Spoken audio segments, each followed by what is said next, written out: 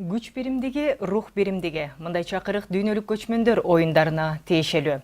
3-чү рет өткөрүлө турган эл аралык ири масштабдагы иш-чаранын ачылыш датасы белгилүү болуп калды. Оюндардын ачылыш аземи демейдегидей 2-сентябрда Чолпон Ата шаарындагы ипподромдо орун алат. 80 мамлекеттен 3000 спортчу келет деп күтүлүүдө. Мелдештер 37 этноспорт оюндарынын түрү боюнча өткөрүлмөй болду. Бул багытта учурда кандай иштер жүргүзүлүп жатат? Уюштуруучуларга колдоо көрсөтүү жана иш-чаранын өтүүсүнө жардам берүү үчүн ыктыярчылар тандалып алындыбы? Эл аралык деңгээлдеги эң ири долбоор өтө турган аймакты даярдоо жаатында жүргүзүлчү иштер тууралуу маалымат алуу үчүн студиябызга конокторду чакырганбыз. Эфирде акцент, кызматыңыздарда мен Самара Акылбекова. Саламатсыздарбы? Алгач студиябызга келген коноктор менен тааныштырып алсам. Бердиев Таалайбек Абдимиталипович, ыктыярчылар менен иштөө багыты боюнча координатор. Саламатсызбы? Надырбеков Союзбек Надырбекович, илим жана инфраструктура багыты боюнча координатор. Саламатсызбы? Студиябызга кош келипсиздер. Алгачкы эле суроо. Биз жогоруда айткандай эле дүйнөлүк көчмөндөр оюну 2-сентябрда старталары белгилүү болуп калды. Ошондо бул сапар мурда өткөрүлгөн иш-чаралардан 3-чү дүйнөлүк көчмөндөр оюнда өзгөчөлүктөр киргизилдиби деген суроо. Кандай жаңылыктарды күтсөк болот? Өзүңүздөр билгендей, бул дүйнөлүк көчмөндөр оюндары Кыргыз Республикасынын эң алгачкы эл аралык масштабтагы чоң проектиси долбоору болуп атат. Анан башында баягы башка көптүү инсандардын баягы көпчүлүк өлкө ишенген жок десек болот. Чет өлкөлүктөр биздин биринчиден имиджибизди ушул өлкөнүн кандай өлкө экенин элдер жакшы билишпейт болчу да. Көчмөндөр оюндарына чейин биз өзүбүз эле чет өлкөдө жүрүп окуп, жанагы туш келдик да ушундай суроолоргочу. Кыргызстан боюнча айтсаң, жана антип сен өлкөңдө бул свет бар беле дейт эле, бул 2009-жылдар эле. Анан интернет бар беле деп суроо беришет эле. Анан кийин революциянын өлкөсү деп бизди айтып, анан көчмөндөр оюндарынан кийин бизде аябай ушул дүйнөлүк масштабка чоң бир олимпиадага альтернатива жарата турган чоң проектти сунуштаган, кичинекей болсо дагы чоң проектти сунуштай алган өлкө катары бизди таанып башташты. Биз ушул аябай сыймыктануу менен кабыл алып, азыр ушундай жумушту жүргүзүп жатабыз. Өзүңүз билген биринчи көчмөндөр оюндарында бул 10 гана спорттун түрү болсо, экинчисинде 26 спорттун түрү болуп, учурда 37 спорттун түрүнө жетип атат. Катышкан өлкөлөрдүн саны башында 19 гана өлкө катышкан 2014-жылы. Кийин 62 өлкөгө чейин көтөрүлүп, учурда жогоруда өзүңүз айтып кеттиңиз 80ден ашуун өлкөлөр катышуусу күтүлүп атат. Масштаб жагынан бир топ чоң болуп атат, бир топ жана өзгөчөлөнгөн бир масштабтарды киргизип атабыз, багыттарды киргизип атабыз десек болот. Эң биринчи ушундай бир өзгөчөлөнгөн бир багыты бул өзүңүздөр биринчи, экинчи көчмөндөр оюндарында жанагы илим жана спорт, маданият, спорт багыты эле келген да. Бул жылы ушул биз 3-чү багытты, бирдиктүү багыттардын бири бул 3-чү илим багытын кошуп атабыз. Илим багытынын эмне кереги бар? Жана биз олимпиадага альтернатива жараталы, дүйнөлүк масштабка чыгаралы деген жакшы сөздөрүбүз, баягы каалоо тилектерибиз бар, миссиябыз бар.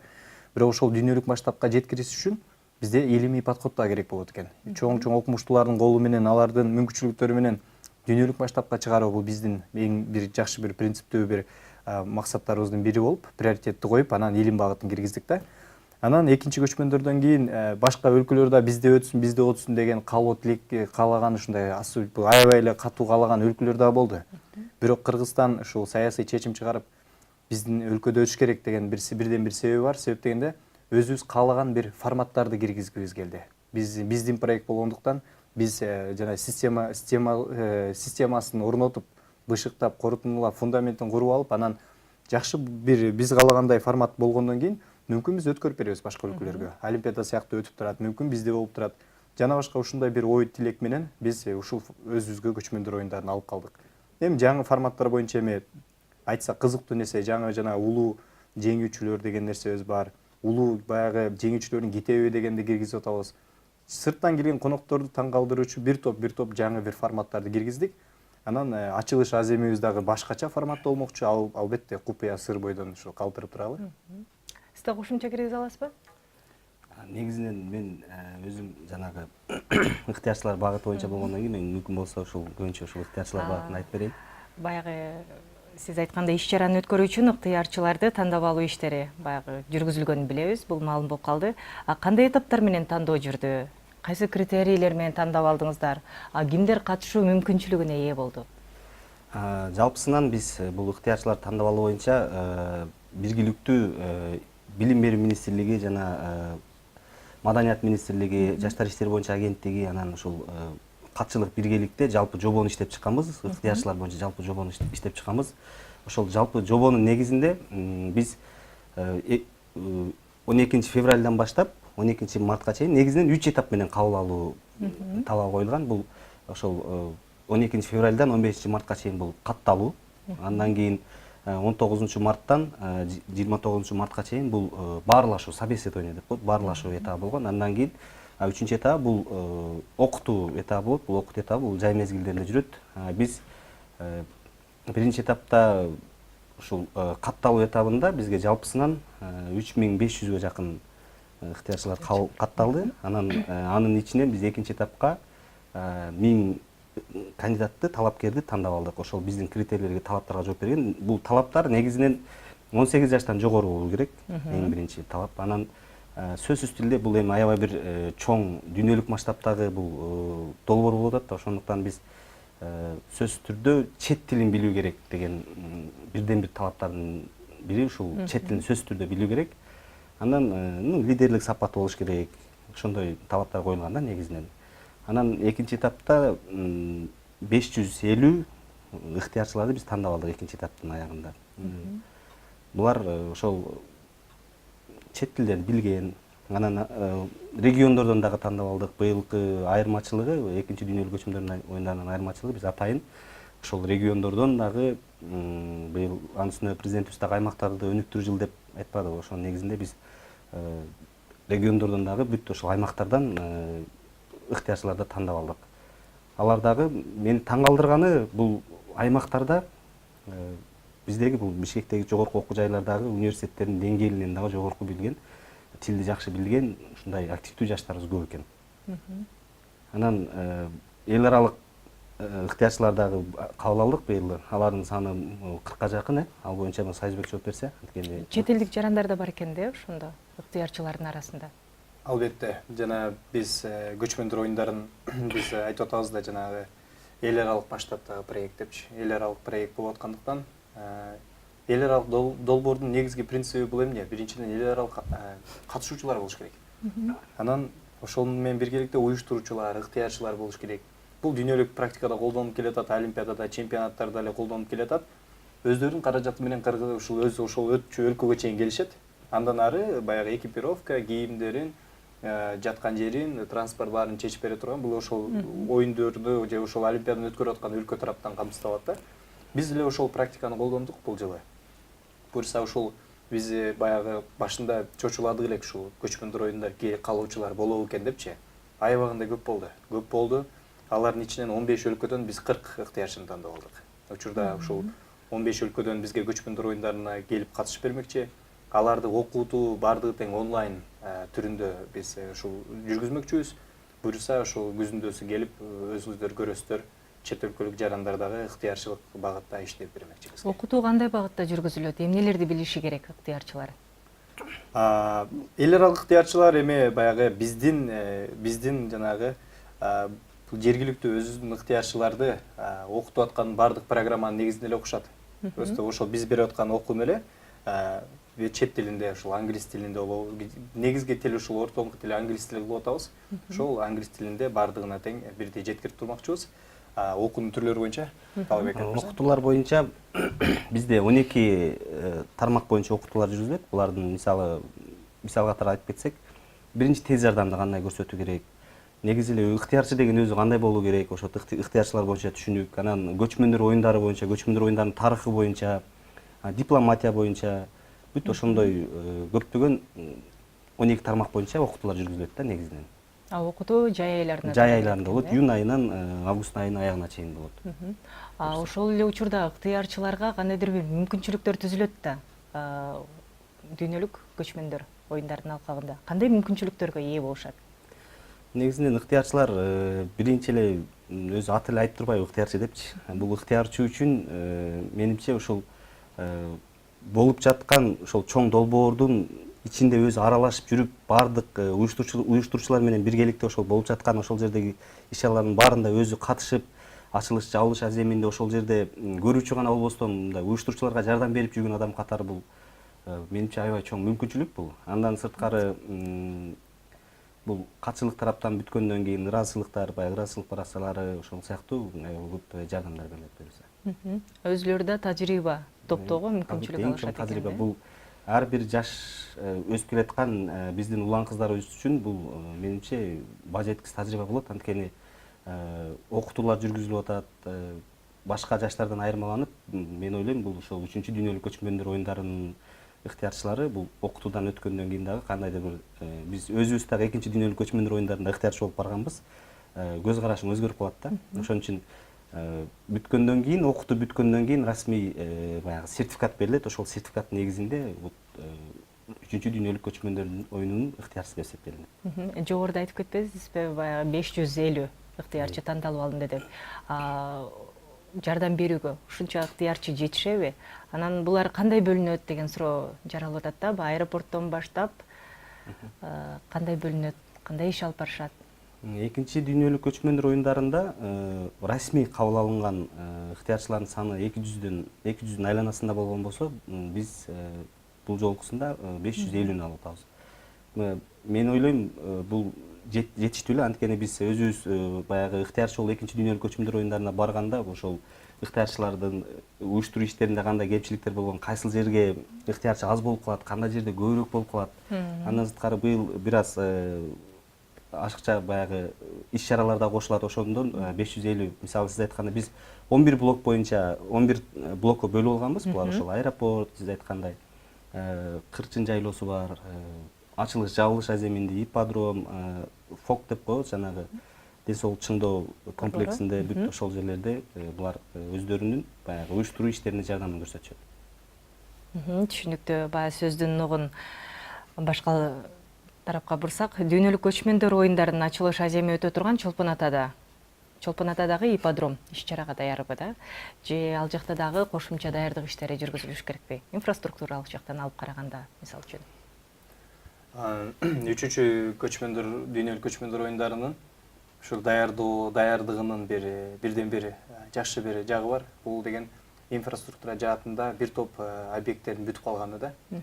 Биринчи ушул ипподром боюнча айтсак, ипподром бул Орто Азиянын бул жакка коелу, тиги КМШ өлкөлөрүнүн, СНГ өлкөлөрүндө жок. Биз дүйнөлүк стандартка ээ ат майданыбыз бар. Анан бардыгы тең, бул ат майдандагы көпкө чейин чыдайт, бизге көп чыдап берет. Ал боюнча эч кандай жанагындай бир дагы салыш керек, кошумча салыш керекти же кошумча объект салыш керек деген планда жок. Ошол болгон эле ушул турган ипподромдо биз ат майданында бүт ушул оюндарыбызды өткөрмөкчүбүз. Анан инфраструктура жаатын карасак, албетте жанагы оңдоп түзөөлөр болуп калат. Кээ бир учурларда ошол эле электр энергиясы, жана кошумча интернеттер, мисалы интернетте баягы бул экинчи көчмөндөрдөн караганда дагы күчтөндүрүү боюнча азыр иштеп атабыз. Андан сырткары бир жанагы тосуу, ушул бир турникеттер, мисалы жаңы бир системалары, жана башка ушундай бир оңдоп түзөө жумуштары гана деп койсок болот да. Бул деле көп деле жанагындай бизге орчундуу бир чоң нерсени талап кыла турган бир жумуш эмес да. Кудайга шүгүр, даяр деп айтам. Ал эми кырчын жайлоосундачы даярдык иштери кандай жүргүзүлүп жатат? Эң масштабтуу оюндар ошол жакта өтөт эмеспи? Албетте, кырчын жайлообуз бул Кыргыз айылы деп баягы бүт жанагы былтыркы канча боз үй болсо, быйыл деле ошончо андан деле көбүрөөк боз үйлөр болушу да мүмкүн. Азыркы учурда ушул биздин режиссерлук топ баш болуп бардыгы тең даярданып жатышат кырчын үчүн. Ал эми инфраструктура жаатында карасак, биз мүмкүн биз ошол бул жылкы сценарийге жараша кошумча бир мисалы ошол эле даракты бир дарбазаны куруп калабызбы? Ушуга окшогон нерселер болушу мүмкүн. Ал эми калган жанагы сууларды, ошол эле жанагы суу алып келүү, электр энергиясын алып келүү, интернетти орнотуу жана башка ушул тармактар боюнча биз ошо тиешелүү ушул инфраструктура жаатында бизде бир өзүбүздүн жумушчу тобубуз бар. Ушул жумушчу топ боюнча кыскача ошо түшүнүктүү болуш үчүн бир токтолуп кетсем, тиги оргкомитет деген бар. Уюштуруу комитети бар. бул тиги өкмөттүн деңгээлинде. Анан ошо уюштуруу комитетинин астында 12 блоктон турган 12 блок бар. Ар бир спорт блогу, маданият блогу, илим блогу, инфраструктура, логистика жана башка, коопсуздук деп. Анан ошол инфраструктура жааты боюнча ошол тиешелүү ошол мисалы Госстрой, ошол эле жанагы транспорт министрлиги жана башка ушул көп ушул инфраструктурага тиешелүү бүт органдар ушул жака түзүлгөн да. Биргеликте иштеп атабыз. Анан бүт ошол эле былтыркы жылкы маселе болуп калган мисалы туалеттер боюнча мисалы туалеттер боюнча дагы биз карап азыр кошумча ошол былтыркы маселелерди каталарды эске алуу менен оңдоо аракетин жүргүзүп атабыз да. Анан бир нерсеге баса белгилеп кетким келет да. Жана билбей туруп кылынбай калган, билбей туруп ката кетирген нерсе бул чоң ката деп деле айткым келбейт да. Бизде мындай тажрыйбабыз болгон эмес. Мынчалык чоң деңгээлде ушунчалык бир эл аралык масштабта кылган эмеспиз. Катачылыктар кетти. Бирок ошол катачылыктардын баардыгын тең оңдоо үчүн ушул азыртан баштап иштегенди туура көрдүк да. Ошондуктан азыркы учурда биз 2 жуманын биринде чогулуштарды өткөрүп, ар бир жекече жооп бере турган инсандар менен, ошо органдар менен, ведомстволор менен биз жекече ошо катчылыктан улам маалыматтарды алып, жумуштарды жүргүзүп, азыр ушундай даярдыктар могул жүрүп атат да. Баягы өткөндөн сабак алат эмеспизби? Баягы мурунку өткөн оюндарда, көчмөндөр оюндарында кандай мүчүлүштүктөр кетти эле? Ошолорду баягы эске алып, жоюу аракеттерин көрүп атасыздарбы? Биздин багыттар боюнча айтсак, мисалы, бүгүнкү ушул илим багыты мисалы, илим багыты болгон эмес, биринчиден. Ошо болгон эмес нерсени жаңыдан ушул баштап атабыз бул нерсени. Ал эми ушул ыктыярчылык боюнча кеткен ушул катачылык эмес, эске алынбай калган мисалы, ушул эле жана региондордун ар бир университеттен бери кыдырып, ар бир жаштарга көчмөндө ыктыярчылык эмес, көчмөндөр деген эмне деген бир суроолорго жооп берели деген биринчи ошондой бир максаттарды койдук. Ошого окшогон экинчи көчмөндөр оюндарында жетишпей калган десек болот да. Көп жетишпей калган бир жумуштарды аткарууга аракет кылдык. Региондордун баардык ыктыярчыларды баардыгын тең ар бир областтан киргизгенге аракет кылдык. Ушул сыяктуу жумуштар болсо, инфраструктура жаатында эми баягы көпчүлүк ушул учурда ушул мисалы ушул туалеттер боюнча, таштандылар боюнча катачылыктар болуп калды да. Катачылык эмес, бир аз башаламалыктар болуп калды да. Албетте эл көп болду. Ошонун негизинде биз ошолордун баарын тең ушул учурда бул жылы эске алып баягы оңдойлу деп азыр жумушчу топ аябай жегердүү иштеп жатат. Түшүнүктүү.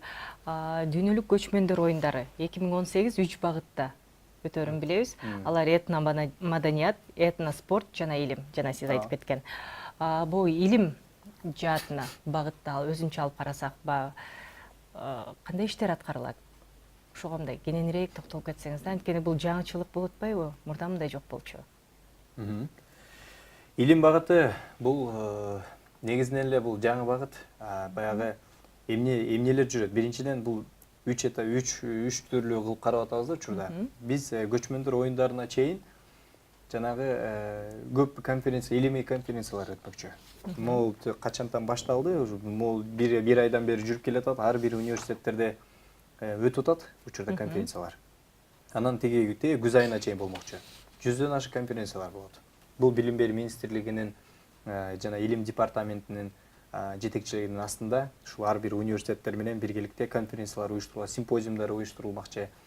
Анан жаштар үчүн мисалы Күзүндө сентябрь айында өтө турган дүйнөлүк көчмөндөр оюндарына карата даярдыктар тууралуу сөз кылуудабыз. Анда биз маегибизди улантсак, Союзбек мырза, уланта берсеңиз да, илим жаатында жүргүзүлүп жаткан иштер боюнча. Ушу жана жогоруда айтып кеттим, ушул билим берүү министрлиги менен илим департаменти менен биргеликте ушул катчылык учурда ушул илимий конференциялардын баарын тең өткөрүүгө көмөктөшүп, ушул көчмөндөрдүн алкагында өтүп жатат учурда. Ар бир университеттерде болуп атат, Кыргызстандын баардык булуң бурчугунда болуп атат. Анан бул 100дөн ашык болот бул конференциялардын саны. Андан сырткары ушул студенттик симпозиумдар болмокчу, жана интеллектуалдык оюндарга сөз бермекчибиз, то есть кезектерди бермекчибиз. Анан дагы бир нерсе бар. Бул көчмөндөр оюндарынын учурунда, көчмөндөр оюндарына чейин бул алтаистикалык эл аралык конференция Кыргызстанда орун алмакчы. Бул 70ден ашык ушул чет өлкөлүк окумуштуулардын катышуусу менен бул Бишкек шаарында болот. Ушул алтаистикалык бул 61-чи жолу болуп атат. Башталышы 50-анчы жылдар эле болуп башталган. Анан ушул 60-жолу болуп атканда ушул биздин делегация ошо 61-син Кыргызстанга алып келип өткөргүлө. Жана Кыргызстандын жана көчмөндөрдүн алкагында өткөргүлө деп сурап алып келип азыр уюштурулуп атат да. Анан дагы эң башкы бул жана биздин иш-чарабыз илимий багыт боюнча. Биякта күз айында көчмөндөр оюндарынын учурунда маданий иш-чаралар болсо, бул жакта спорттук иш-чаралар, бул жакта илимий иш-чаралар. Ошол илимий иш-чара болсо, бул илимий конгресс болмокчу. Жалпы көчмөндөр цивилизациясын бул өзүңүздөр билгендей жакшы өтө терең изилденбеген бир бул чөйрө сфера болуп атпайбы? Ошол себептен көчмөндөр цивилизациясынын жанагы баягы быт башынан баштап кандай келгенин, келечегин, учурун жана башка ушул бир темаларда чоң глобалдуу бир темаларды Кыргызстан көтөрүп чыкмакчы. Ошонун негизинде эл аралык окумуштуулар менен биргеликте Ысык көл областында ушул көчмөндөрдүн алкагында эң чоң конгресс болмокчу. Бунун баардыгы тең илимий конференция, андан сырткары кошумча конференциялар дагы өтүп жүрө бермекчи. Ал боюнча биз албетте жаңы ушул кошулган сайын биз коомчулукту баягы маалымат менен камсыздап турмакчыбыз. Талайбек мырза, региондорду кыдырган боюнча айтып кеттиңиздер да. Ал жактагы түшүнүк көчмөндөр оюндары боюнча абал кандай ошол боюнча айта кетсеңиз? Жалпысынан негизи эле мындай жалпылап алганда региондор боюнча эмес, Кыргызстан боюнча жаштардын деги эле жалпы эле кыргыз элинин көчмөндөр оюндары боюнча маалыматы жок десек экен да. Биз барганда эле мисалы региондорго чыгып Кыргызстан бүт областтан кыдырып чыктык. Ар бир университеттер, областтардагы ар бир университеттер менен барып жолугууларды уюштуруп келдик. Ошол жерге барганда биз барып баягы тааныштыруу презентацияларды көргөзгөндөн кийин, биз презентация жүргүзгөндөн кийин ушунчалык региондордо мен ыктыярчы болуп барат элем. Мен алсаңыздар ушунчалык сомбоду көзү жанып ушундай патриоттулук сезими күйүп турган ушундай жаштарды көрө алдык да. Тилекке каршы бизде жанагы талаптарга жооп бере албай калган жаштарыбыз көп экен. Бирок ошол эле мезгилде мисалы Нарында айта турган болсок, Нарында мен таң калтырганы, Нарында бизге азыр расмий түрдө өткөн ыктыярчылардын дээрлик 90% немис тилин жакшы билет экен. Англис тилинен сырткары немис тилин аябай жогорку деңгээлде билишет экен да. Бул мени аябай таң калтырды. Анан мисалы ар бир жердин өзүнүн өзгөчөлүктөрү бар. Мисалы жаштардын эле мисалы Ош жергесин ала турган болсок, Ош жергесинде ушундай патриот жаштарды көрдүк. Мени жок деген ушу эптеп эле барып илешип калган болсо, мен ыктыярчы болгон болсом, аягына чейин сиз эмне десеңиз ушунчалык жардам берем деген ушундай көзүнөн от жанып турган жаштарды көрдүк да. Бирок мен учурдан пайдаланып алардан кечирим дагы сурайт элем, анткени бизде ушундай талап коюлган талап ошондой болуп калды. Анан региондордо негизинен жаштардын мындай маалымат алуусу аябай жакшы болуп калды десек да болот да. Мисалы университеттерде, ар бир университеттерде жолугушууларды уюштурганда бүткөндөн кийин эле баягы патриоттулук баягы духу көтөрүлүп, көрсөң аягына чейин бизди аягына чейин узатышып, ушунчалык меймандостугун көрсөтүшүп дегендей. Анан мисалы Союзбекти эле кошумчалап кетсе болот, анткени биз экөөбүз чогуу барып, билим берүү министрлиги менен бардык. Билим берүү министрлигинен 2 адис барып, ошол жалпысынан барып, ошол университеттерде жолугушууларды уюштуруп келдик региондордо. Жалпылап айтканда, жаштардын 3-чү дүйнөлүк көчмөндөр оюндарына кызыгуусу аябай артып турат десек да болот да. Мисалы Ошто Ош мамлекеттик университетинин ректору керек болсо, ушунчалык жаштар өзүңөр чыгам десеңер, мен бүт бардыгын мүмкүнчүлүгүм колумдан келишинче каржылап ошол Бишкекке чейин мен баарын өзүм каржылап силерди жеткирип берейин. Андан ары секретарь катчылык өзүңөр ушул андан ары алып кеткиле деген ушундай сунуштарынан бери берди. Жаштардын өздөрүнүн арасынан азыркы жаңы салынып жаткан альтернативалык жолду ошол жак менен атжан чыгып баралы деген ушунчалык патриоттулугу артып турган жаштарды көрүп биз аябай сүйүндүк негизи. Колдоо көрсөткөндөр, демилге көтөргөндөр бар экен да. Көп экен. Жана сиздер айтып кетпедиңиздерби, ыктыярчылар даяр болуш үчүн окутуу жүргүзүлүшү керек депчи жайында. Кимдер тарабынан окутулат? Кандай маалыматтар берилет да? Эмнелерди билүүгө тийиш ыктыярчылар? Биз окутуу боюнча учурдан пайдаланып айтып кетейин, бизге жардам берип жаткан улуттук Кызыл Ай коому бар. Бизге ушул ыктыярчыларды тандоодо өз колдоосун көрсөтүп, бизге колдон келишинче жардам берип, каттоодо бүт бардыгын бизге аябай чоң жардам берип жатышат. Булардын учурдан пайдаланып ушул жалпы жамаатына ыраазычылык билдирип кетет элем. Алар буйруса окутуу иштери негизинен ушул ыктыярчы да өзү аты эле айтып турбайбы, өз ыктыяры менен келип аткандан кийин баардык нерсеге даяр болуш керек. Мисалы Кырчын жайлоосуна барып кала турган болсо, ал жерде ар кандай кырдаал болуп калышы мүмкүн. Мисалы аба ырайы ар кандай ал жерде, андан сырткары баягындай чрезвычайный ситуация, күтүүсүз кырдаалдар пайда болуп калышы мүмкүн. Ошол мезгилде ыктыярчы өзүн колго кармап, бүт колдон келишинче жардамдарды бериш керек да. Баарына даяр болуш керек ыктыярчы деген. Аларга да кошумча көчмөндөр оюндары боюнча да маалыматтар берилет, тарыхын билиши керекпи деген суроо жаралып атат да. Албетте, көчмөндөр оюндары боюнча тарыхын, көчмөндөр оюндары кандай болгон, кандай негизде чыгып келди ушул күнгө чейин бүт баардыгын билиш керек. Анан мисалы Ысык көл облусунда өтүп жатпайбы? Ысык көл облусунда географиялык абалын билиш керек. Жалпысынан ошолор боюнча окутуулар толук түрдө жүргүзүлөт. Биринчи бул ыктыярчылар, биз баягы уюштуруучулар келген, конокко уюштуруучулар көрүнбөйт экен. Ушул ыктыярчылар келгенде эле биз бул аябай чоң долбоордун жүзү катарында бул ушул ыктыярчылар көрүнөт да. Келген турист деп айтабызбы, коноктордун баары эле ушул ыктыярчыдан билбеген нерсесин ыктыярчыдан гана сурай алат да, биз уюштуруучулардан сурай албайт. Ошон үчүн биз колдон келишинче, мүмкүн болушунча ошол ыктыярчыларга маалымат жактан бүт баарын камсыздап, окутуу иштерин толук түрдө жүргүзөбүз. Ысык көл облусу деп айтып кетпедиңиздерби? Негизи ири масштабтагы иш-чара Ысык көл жергесинде өткөрүлөт. Ал жактагы жаштардын башка жерлерде айтып атасыздар, колдоо көрсөткөндөр бар, демилге көтөрүп аткандар бар депчи. Дал ошол Ысык көл облусунун жаштарынын мамилеси кандай? Ысык көл боюнча экинчи дүйнөлүк көчмөндөр оюндарында көрө алдык жаштардын кандай демилгелүү экенин, жанагы чыныгы мекенчил экенин көрө алдык. Жанагы биз ыктыярчы болуп августтун аягында бардык да. Анан баары бир ай мурда бардык окшойт, алай экөөбүз. Биз Кырчын жайлоосун иштегендиктен ошол Кырчын жайлоосунда жаштар менен бир жолугалы, сүйлөшөлү, башынан баштап жумушту коюп бир аракет кылалы деп биз өзүбүздүн каражатыбыз менен, машинабыз менен барып анан жүрдүк. Анан ошол жерден жергиликтүү ошол Кырчын жайлоосу, Темировка эл өкмөтү баардыгы менен күн сайын кечинде жаштар менен жолугабыз. Анан көчмөндөр боюнча айтып беребиз. Анан өзүбүз билген маалыматыбызды айтып беребиз, сүйлөшөбүз, анан айтып сунуштарды киргиздик да. Кел команда бололу депчи, командалуу иштейли. Анан алар дагы айтып калышты, биз салымыбызды кошкубуз келип атат, биздин жерде өтүп аткандыктан бизди карап тура албайбыз деп өздөрү дагы жакшы сунуш беришти. Анан макул деп биз баарыбыз тең бир команда болуп, бир муштум болуп иштедик да. Анан ыраазы болгонум дагы бир жаш улуураак байкелер мындай нерсе сөздөр болгондо башындачы ушул местный деген нерсе бар экен да, түшүнүпчү. Алар местный десе эле коркмуштуу, анан түн жарымда ыктыярчыларды ат менен сүйрөп кетет деп өзүнчө бизди коркутуп эле алар деген укмуш болот, чаап кетет силерди, өзүнүн жериңе келдиң деп уруп кетишет деп, анан биз койгулачы деп эле биз тобо келип салып бардык да, чын эле ушундай болсо анда бизди бир чабат окшойт депчи. Барып жакшынакай эле адамдар, патриот адамдар, байкелер отуруп айтышты. Меймандос, Инилерим дейт, жана биз эми ыктыярчы болуп силердин форма кийип алып жүрбөй эле коелу. Анан биз ат менен туруп баягы парковкаларды караш керек болуп атат. Биз кичине ушул коопсуздугуна жардам берели деп сунуштарын беришип, анан анда айттык, байкелер келгиле, анда силер Кыркчоронун милдетин аткарып бергиле деп ыктыярчылар, Кыркчоро деген ыктыярчылар кылып аларды 40 ушул байкелер өздөрүнүн аттарын минип алышып, коопсуздукту карап берип жүрүштү.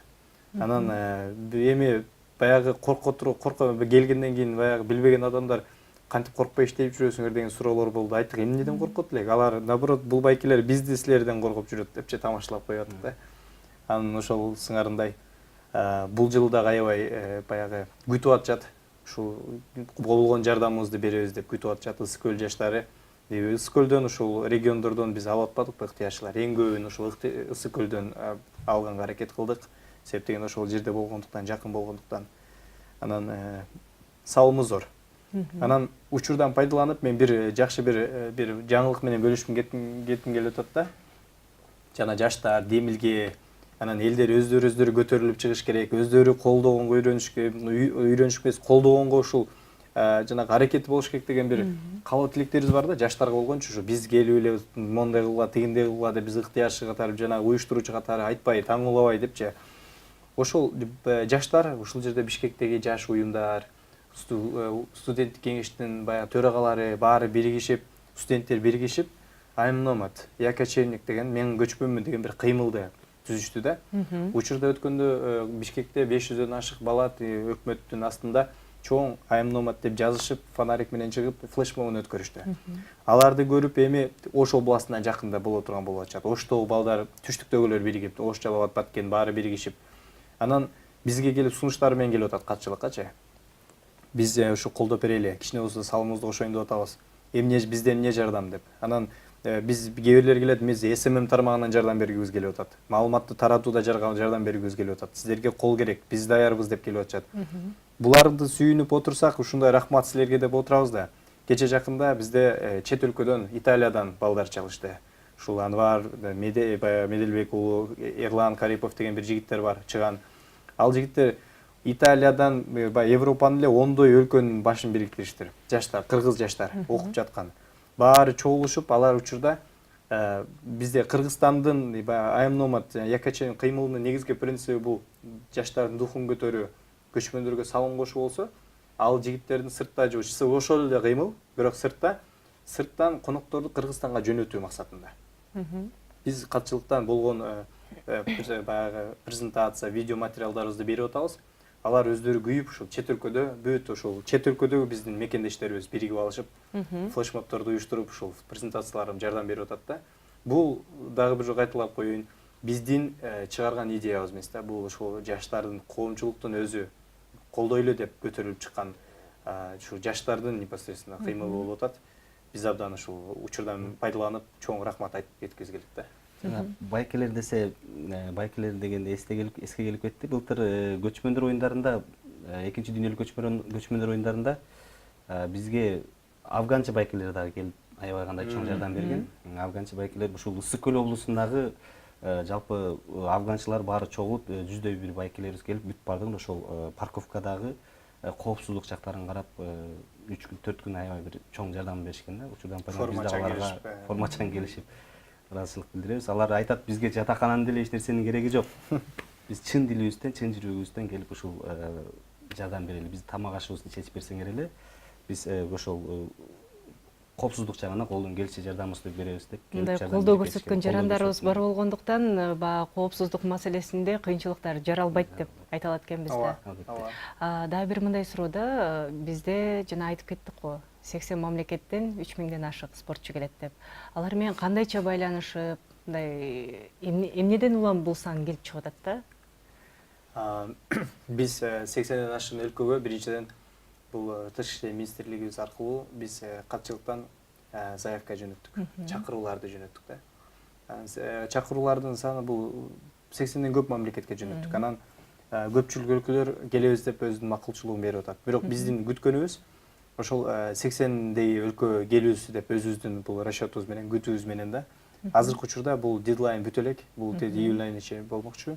Ошол бүткөнгө чейин күн сайын азыр өзүнүн жанагы тастыктап атышат да, өздөрүнүн келе турганын. Анан мурда мисалы 3000 каяктан чыгып атат. Мисалы экинчи көчмөндөр оюндарында оңоюраак түшүнүш үчүн мисалы бир таяк тартышка мисалы ошол эле казак туугандарыбызда мисалы 5 адам келет деп өзүнүн заявкасын жөнөтсө, учурда 10 адам келет деп жөнөтүп атышат мисалы. Же болбосо ошол эле башка ушундай бир адамдардын санынан жанагынтип көбүрөөк жөнөтүп атышат да. Ошонун эсебинен биринчиден өлкөнүн саны көп, экинчиден конкреттүү жана катышуучулардын саны да көбүрөөк бизге заявка келип аткандыктан биз ошондой эсепти чыгардык да. Болжолдуу, э? Болжолдуу эсеп. Мындан көп болуп калышы да мүмкүн. Албетте. Кайсы убакытка чейин кабыл алуу боло берет? Бул июль айынын биз ушул биздин так маалыматыбыз бул июль айынын ортосуна чейин болот го дейм да. Бул азыр спорт, анан маданият тармагы боюнча, эки тармак боюнча азыркы учурда кабыл алуулар болуп атат. Маданият тармагы боюнча дагы расмий коноктор келишет да. Жанагы көчмөндөр оюндарында башка улуттан өзүлөрүнүн улуттук оюндарын киргизген учурлар болот да, кайсы оюндар киргизилет? Ал бирок кошумча, негизги көчмөндөр оюндарындагы оюндарга кирбейт. Негизи эми спорт бул көчмөндөр цивилизациясы жана биз көчмөндөр десек, биз эле бир эле тектүү, бир эле типтүү баягы көчмөндөрдү билебиз да. Булар кимдер мисалы, биз өз көчмөн элбиз, тоодон көчкөн элбиз да. Бирок дүйнө элинин көпчүлүгү көчмөн эл да. Жанагы деңиз менен көчкөн эл, степ, түз жерлер менен көчкөн элдер болгон, аба аркылуу көчүп жүргөн элдер болгон. Ошол айта берсек көп, биз көпчүлүк өздөрүнүн көчмөн эли өздөрүнүн улуттук оюндарын бияка киргизүүгө биздин ушу көчмөндөр оюнуна толук негиз бар. Себеп дегенде биз бул өзү эле аты айтып турат да. Ошол эле мисалы бир эки эле айтсак, мисалы күрөштүн түрү алсак, 13 түрү боюнча болуп атат күрөштүн түрү. 13 түрү боюнча ар ким ошол түрктөрдүн, түркмен, Азербайжан, жанагы Жапон, Корей бардыгы бар, монгол, тажик, бүт казак күрөштөрүнөн бери. Булардын бардыгы бар. Андан сырткары ушул Салбурун жакты карасак, мисалы далба деген оюн бар. Жанагы биздин бүркүт салуудай эле, куш салуу, араб элинин. Жана башкалар бүтү тең кирип атышат официалдуу оюнга. Ал эми баягы көргөзмө оюндар деп айтып калдыңыз, көрсөтмө оюндарга кайсыл оюндар кирмекчи? Мисалы биздин даярдыгы бизге азырынча ошол официалдуу оюн катары өткөрүүгө мүмкүн эмес болгон учурда биз көрсөтмө оюн катары коюп атабыз да. Мисалы бир мисал төө жарыш. Төө жарыш бул араб эли көчмөн эл. Төө жарыш болсо, буну биз официалдуу көчмөн элинин оюндарына кошсок болмок да. Бирок эми маселе бар да, төө жок да. Карап көрсөкчү. Экилөө төө бар дейсиң. Эки биз тамашалап жаштарга айтабыз, экилөө төө бар, бирөө көлдө, анан бирөө Соңкөлдө депчи. Жана экөө тең сүрөткө түшө турган төөлөр депчи. Бул жака чуркай турган төөлөр керек экен. Ошонун негизинде биз жанагы азыркы учурда ошол толук кандуу өткөрүүгө мүмкүн эмес болгондуктан биз көрсөтмө оюндарга киргизип атабыз да. Түшүнүктүү. 2-сентябрда бул акыркы сурообуз болсун. Иш-чара өткөрүүгө толугу менен даяр болобуз деп ишенимди айта аласыздарбы? Өзүңүздөрдүн багыттарыңыздар боюнча. Албетте ишенимдүү түрдө айта алабыз, анткени биз экинчи дүйнөлүк көчмөндөр оюндарына салыштырмалуу бир аз эртерээк баштадык. Мисалы анонс катарында дагы айтып кетсем болот, биз эртең 14 апрелде расмий биринчи ыктыярчылар менен жолугушууну уюштуруп жатабыз. Буга биздин премьер-министрибиз Сапар Жумакадыровичтин да келүүсү күтүлүүдө. Буга мисалы экинчи дүйнөлүк көчмөндөр оюндарына бир аз кечеңдетилип башталган болсо, биз бир аз эртерээк баштап атабыз. Биз толук түрдө ыктыярчылар тармагын айта турган болсом, мен толук түрдө ишендирип айтып кете алам да. Инфраструктура илим багыты боюнча карасак, бул мамлекеттик азыркы учурда ушул приоритеттүү бир масштаб проект болуп атпайбы? Долбоорлордун ичиненчи көп конокторду күтүп атабыз. Ошондуктан бул көчмөндөрдү уюштурууда катчылык гана иштебейт да. Бул жалпы ушул өкмөт мүчөлөрү, баардык ведомстволор, баарыбыз тең биригип алып, бир муштум болуп алып, бир багытта иштеп жатабыз. Ошондуктан бирибиз жетишпеген нерсеге экинчибиз колго алып бир чоң бир мамлекет бир команда сыяктуу эле иштеп атабыз да. Ошондуктан биз толук ишенебиз. Буюрса ушул жакшы даярдыгыбыз менен, эң жогорку даярдыгыбыз менен келген конокторубузду ушул күтүп алууга биз ошол даяр болобуз деп. Түшүнүктүү. Бизде студияда конокто Бердиев Таалайбек Абдимиталипович жана ошондой эле Надырбеков Саизбек Надырбекович конокто болду. Эфирге келип, бизге кызыктуу маек куруп бергениңиздер үчүн ыраазычылык билдиребиз. Эфирде акцент көрсөтүүсү болду. Кайрадан эфир аркылуу амандашкыча саламатта болуңуздар.